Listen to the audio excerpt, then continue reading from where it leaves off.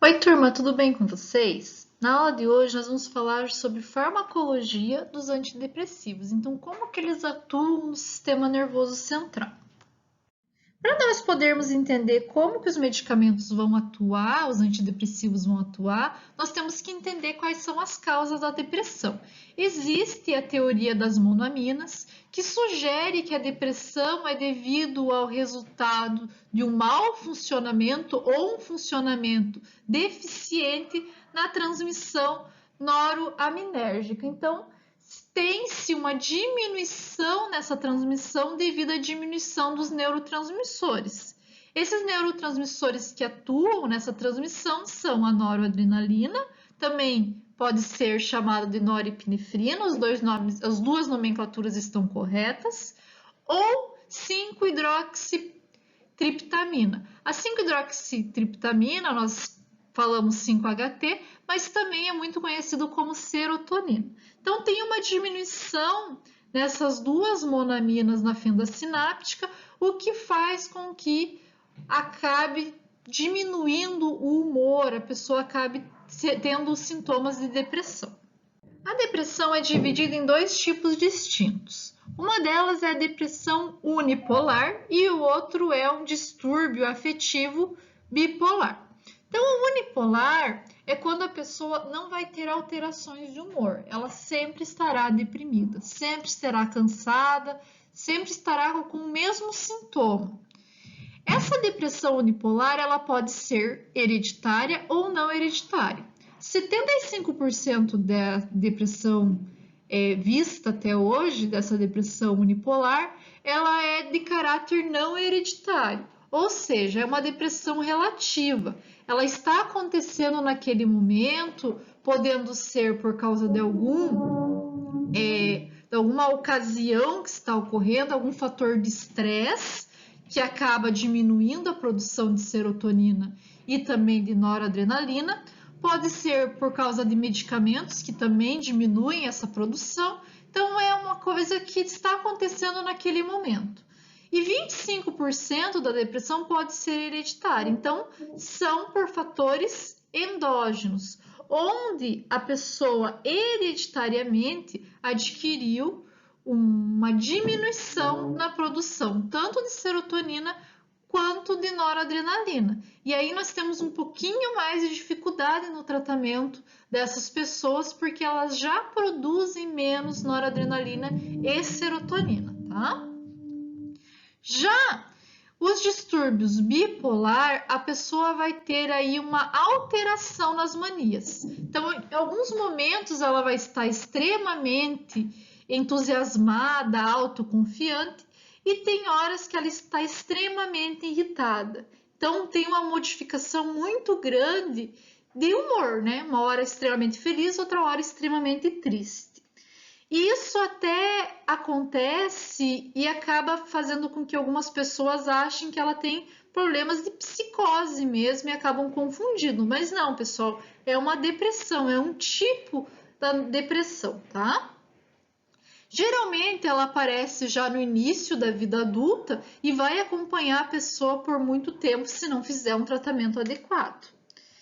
E, apesar de ter uma forte tendência hereditária, não foi encontrado nenhum gene que mostra essa suscetibilidade, né? Já na depressão unipolar, a hereditária já foi encontrado o gene que está envolvido com essa depressão.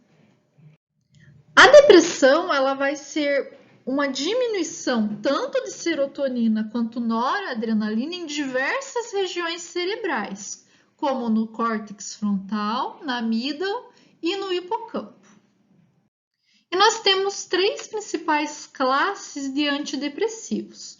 Os inibidores da captura de monaminas, nós já vamos falar sobre ele, os antagonistas dos receptores de monamina e também os inibidores da MAO. Nós vamos falar sobre cada uma dessas classes, mas eu já vou deixar um pouquinho claro para vocês que dentro dessas classes nós temos subclasses, então é um conteúdo um pouquinho extenso, por isso vocês vão precisar prestar bastante atenção para não se confundirem depois.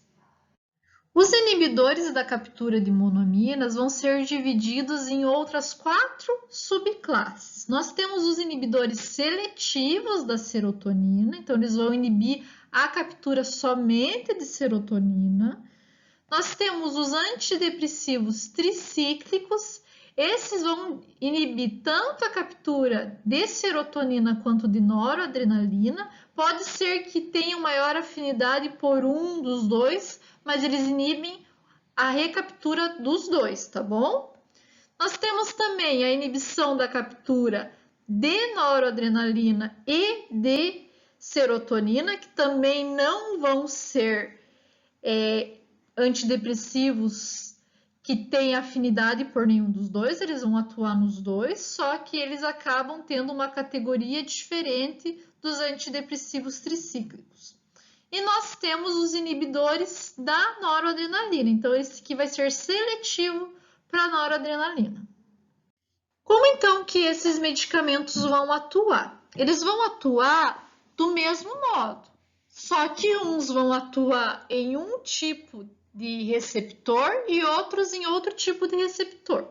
Então vamos ver aqui um terminal sináptico normal.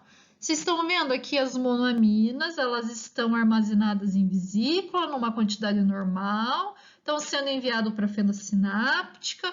Aqui na fenda sináptica estão sendo capturadas pelo neurônio pós-sináptico e algumas delas estão sendo recaptadas de volta para o terminal pré-sináptico. É isso que acontece normalmente.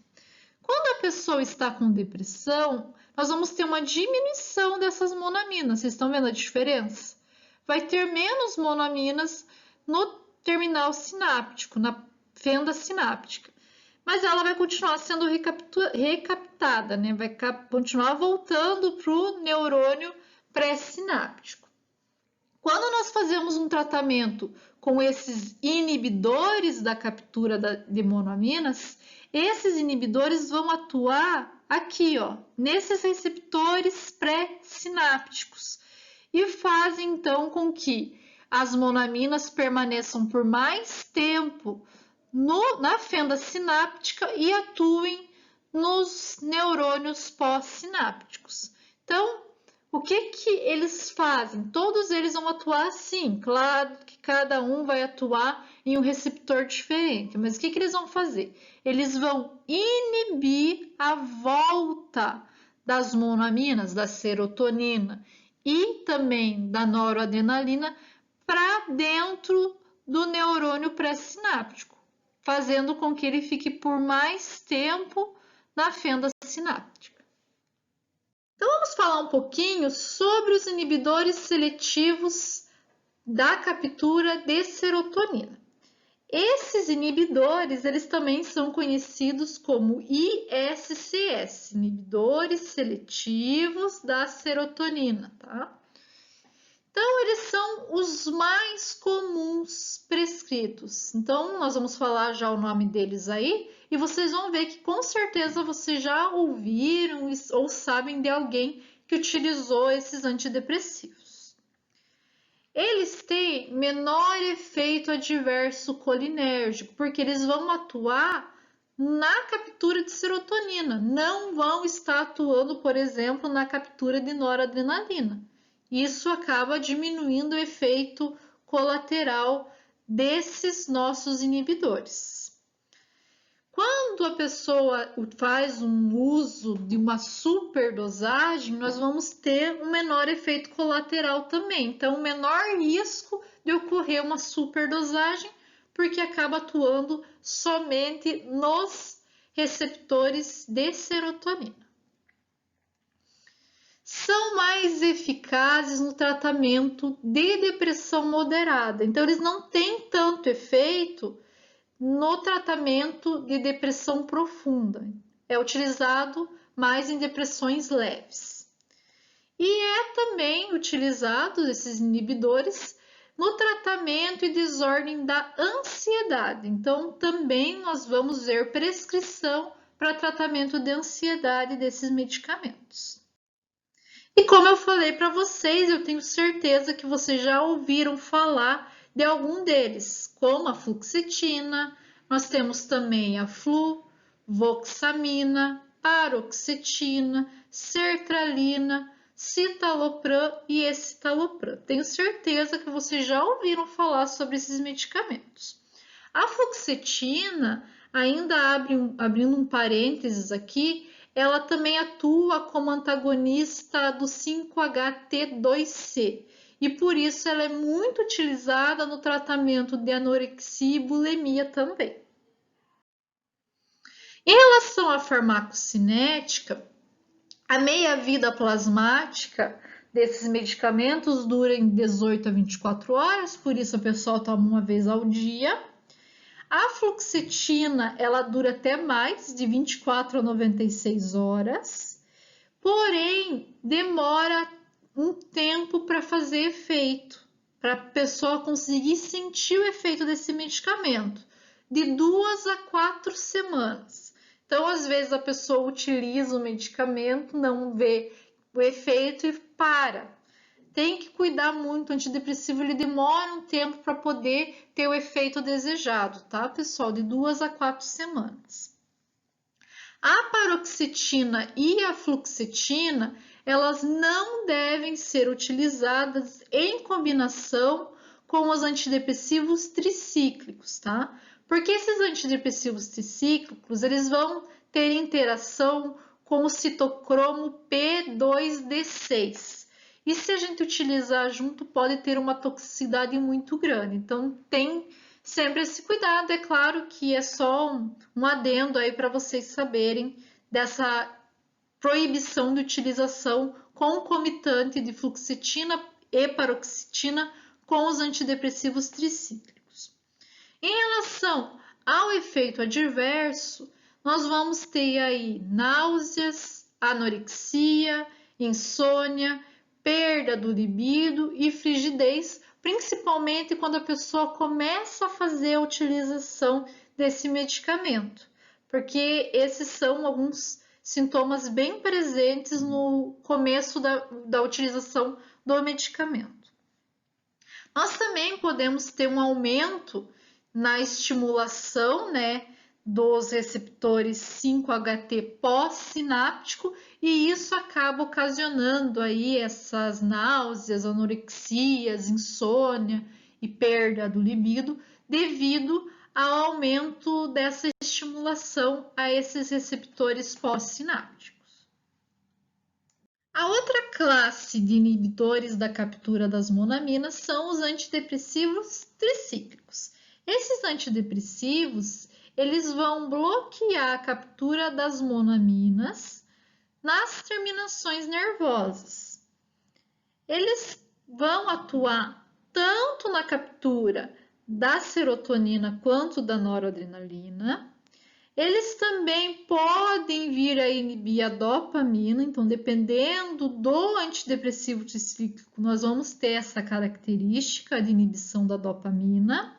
Da captura, tá, pessoal? Não da dopamina, da captura da dopamina. Nós também podemos ver aí que esses antidepressivos, eles podem atuar em outros tipos de receptores, como receptores colinérgicos, muscarínicos e também receptores da histamina. Então, se ele está atuando em tantos receptores, o que acontece? Ele não é seletivo. O que vai acontecer? Os efeitos colaterais vão ser maiores. Então, nós temos esse problema em relação aos antidepressivos tricíclicos. Por atuarem em diversos receptores, nós teremos um efeito colateral mais presente. Teremos efeito colateral bem presente, melhor dizendo. Os antidepressivos tricíclicos mais utilizados são imipramina, desipramina, amitriptilina, nortriptilina e clomipramina. Então, eles são os mais utilizados e são muitas vezes também utilizados para insônia, principalmente a amitriptilina, que além de ser antidepressiva, ela é bem utilizada para dormir, digamos assim. Então, vocês vão ver que a maioria deles vão ser indicados para tomar à noite, porque dá sono. Esses antidepressivos, eles vão ter uma ampla faixa de variação de meia-vida, dependendo do medicamento. Então, essa meia-vida pode ir entre 10 a 24 horas, então depende do fármaco utilizado. Em relação aos efeitos colaterais, quando o indivíduo que faz utilização desse medicamento não tem depressão, ou quando a pessoa começa a fazer o tratamento, entre 1 e 2 semanas, ela vai ter sintomas de sedação, confusão e falta de coordenação motora. Temos também efeitos atropínicos, como boca seca, visão embaçada, constipação e retenção urinária. Lembram-se que ele não atua somente na captura de noradrenalina e serotonina, ele pode atuar em outros neurotransmissores também. Pode fazer com que ocorra um aumento da transmissão adrenérgica e nós vamos ter aí a hipotensão postural, ou seja, quando a pessoa levanta ligeiro demais, ela sente tontura, tá? Então, isso é comum, é um sintoma comum para esses medicamentos. Caso ocorra uma superdosagem, nós vamos ter arritmias, porque ele não é seletivo, nunca esqueçam disso. Outro inibidor não seletivo são os inibidores da captura de noradrenalina e serotonina. Apesar deles não serem seletivos, eles vão atuar somente nesses dois neurotransmissores.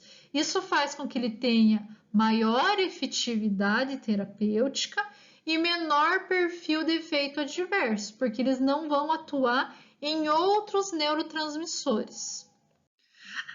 Os medicamentos utilizados que atuam como inibidores dessa captura são a venlafaxina, desvenlafaxina, duloxetina e a milnaciprana.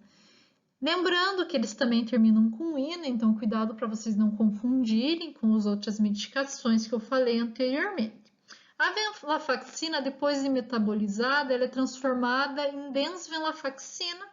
A desvenlafaxina ela tem um pouquinho de atuação maior, mais seletiva, mas é pouca coisa em relação à recaptura de noradrenalina. Mas ele atua nos dois, tanto na nora quanto na serotonina, mas tem um pouquinho mais de seletividade para noradrenalina. Além do tratamento da utilização como antidepressivo, esses medicamentos também são utilizados para outras enfermidades. A venlafaxina, desvenlafaxina e a duloxetina são utilizados para o tratamento de ansiedade. A desvenlafaxina é utilizada no tratamento de pré-menopausa, ela diminui as ondas de calor e também auxilia na insônia que essas pessoas podem ter durante a pré-menopausa. Para tratamento da dor neuropática e também da fibromialgia, são utilizados tanto a duloxetina como a milnaciprana. E em relação à incontinência urinária, a duloxetina é bem utilizada também. Como efeito adverso, nós temos observado que essas medicações elas acabam ocasionando cefaleia, insônia, distúrbio sexual, secura na boca, tontura, sudorese e perda do apetite.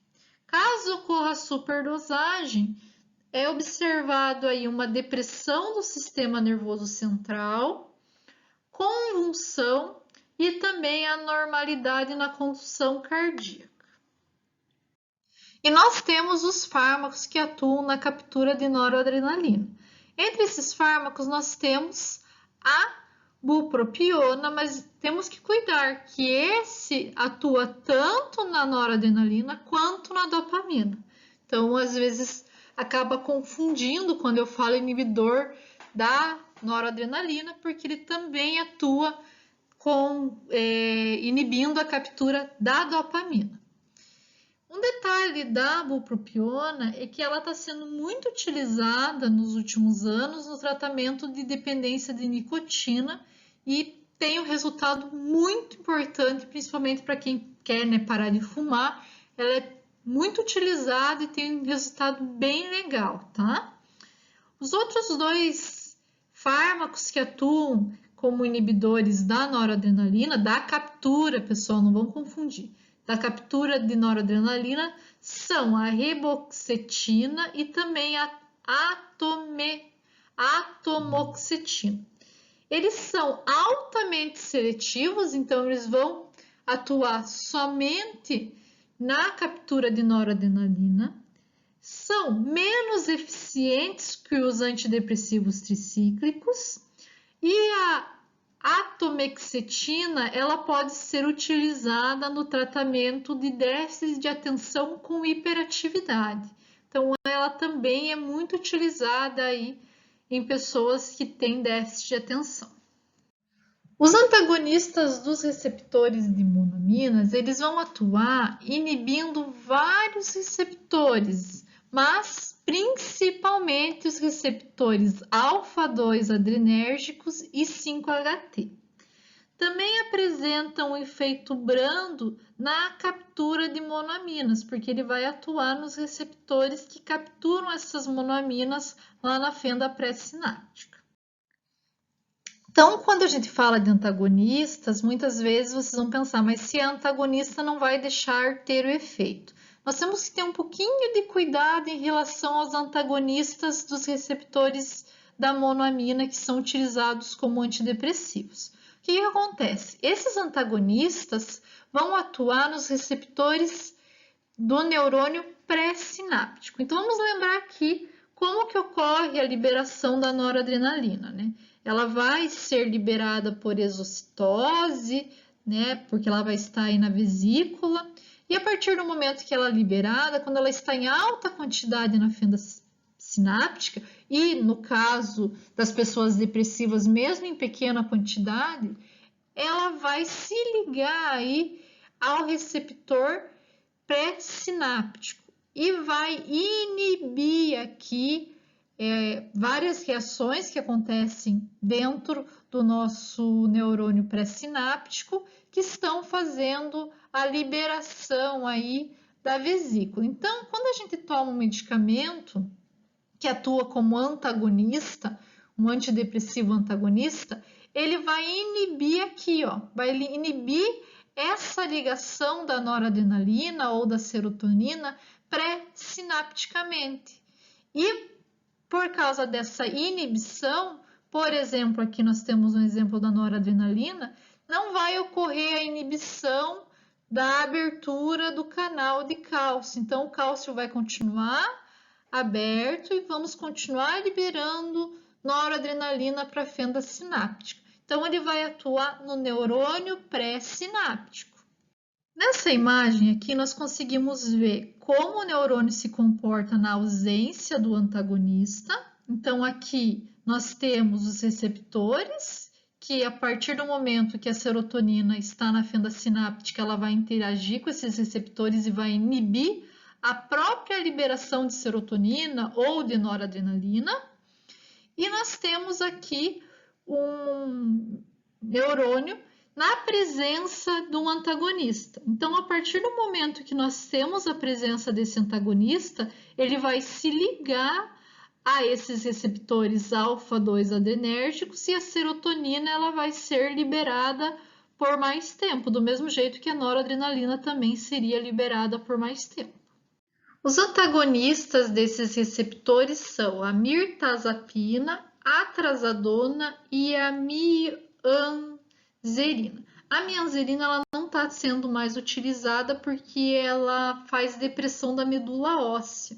Então, está se evitando a utilização dela. A pessoa que utiliza ela tem que fazer um acompanhamento, hemograma sempre, para verificar como que está a produção de células. Então, ela praticamente não é mais utilizada.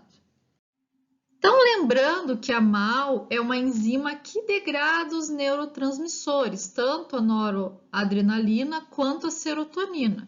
Então, se nós temos um inibidor dessa enzima, nós não teremos a degradação dos neurotransmissores, eles estarão mais presentes no neurônio pré-sináptico e serão liberados para a fenda sináptica. Nós temos inibidores irreversíveis, que são não competitivos e não seletivos, que inibem tanto a MAO-A quanto a MAO-B. A MAO-A está no sistema nervoso central e a MAO-B ela é mais encontrada no sistema nervoso periférico. Então, a partir do momento que esses inibidores se ligam à MAO, eles não desligam mais. Então, é um efeito sem reversão, irreversível. Nós temos aí como exemplo a fenilzina e também a tranilcipromina. Nós temos também inibidores reversíveis seletivos à MAO-A, como por exemplo a moclobemina, e essa aqui é bem utilizada aí quando nós temos casos de depressão grave e fobia. Como tem diversos efeitos colaterais, esses inibidores eles não são tão usuais, tá? Então, esses antidepressivos eles só vão ser utilizados em últimos casos, quando as pessoas não estão respondendo aos outros antidepressivos que eu falei para vocês. Quando tem inibição da MAO, então, vários neurotransmissores vão ter um aumento rápido, principalmente a serotonina, noradrenalina e dopamina, sendo que a serotonina é a mais afetada e a dopamina é a menos afetada em relação a essa inibição ao monoaminoxidase.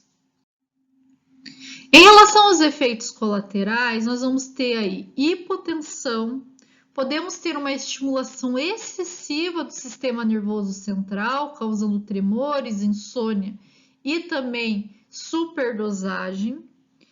Podemos ter também um aumento do apetite e ganho de peso, que é um efeito colateral bem indesejável. Efeito atropínicos, que são os mesmos já citados em outros medicamentos. E tem que se cuidar porque ele pode causar algumas vezes hepatotoxicidade. Então, evita-se o uso em pessoas que já têm problemas hepáticos. Em relação ao tratamento de depressão bipolar, o principal medicamento utilizado é o lítio. Ele pode ser utilizado juntamente com os antiepiléticos, como carbamazepina, valproato e lamotrigina. Também pode ser usado com antipsicóticos atípicos, como olanzapina, risperidona, quetiapina e aripiprazol. E também em associação com os benzodiazepínicos, por exemplo, memantina, amantadina e cetamina. Nessa aula, eu vou dar mais ênfase no lítio, tá? Na aula que vem, nós vamos falar sobre antiepiléticos e antipsicóticos e eu vou falar um pouco melhor para vocês sobre esses fármacos. E o benzodiazepínico também eu vou dar enfoque em uma próxima aula. Na aula de hoje, a gente já está praticamente terminando, mas eu vou falar somente sobre o lítio, tá bom? Para não ficar muita coisa, senão vocês vão acabar se confundindo. O lítio, ele consegue permear ou entrar, como vocês acharem mais fácil, pelos mesmos canais que o sódio. A partir do momento que ele entra por esses canais, ele despolariza a célula. Lembram o que o sódio fazia lá na transmissão neural, né, pessoal? Então, o lítio faz a mesma coisa. Então, a partir do momento que ele entra, nós temos a despolarização. Como que acontecia a repolarização? Para repolarizar a célula, nós tínhamos a troca, lembra? Do sódio pelo potássio, através da bomba sódio-potássio ATPase. O lítio não vai ser influenciado por essa bomba, ele vai permanecer dentro da célula, vai se acumular dentro dessa célula, fazendo com que a célula fique despolarizada por mais tempo e tendo um efeito por um tempo mais prolongado também por causa dessa despolarização. Entre os efeitos colaterais do uso de lítio estão náusea, vômito e diarreia, tremores, porque nós vamos ter uma despolarização bem lenta, então é uma característica. Efeitos renais, esses efeitos renais vai ser decorrente lá a inibição do AMP cíclico. Isso faz com que nós tenhamos uma inibição do hormônio antidiurético e, ao mesmo tempo, nós vamos ter uma certa retenção de sódio. Isso faz com que tenhamos um aumento na secreção de aldosterona pelos rins. No tratamento prolongado, o lítio pode trazer uma lesão renal grave.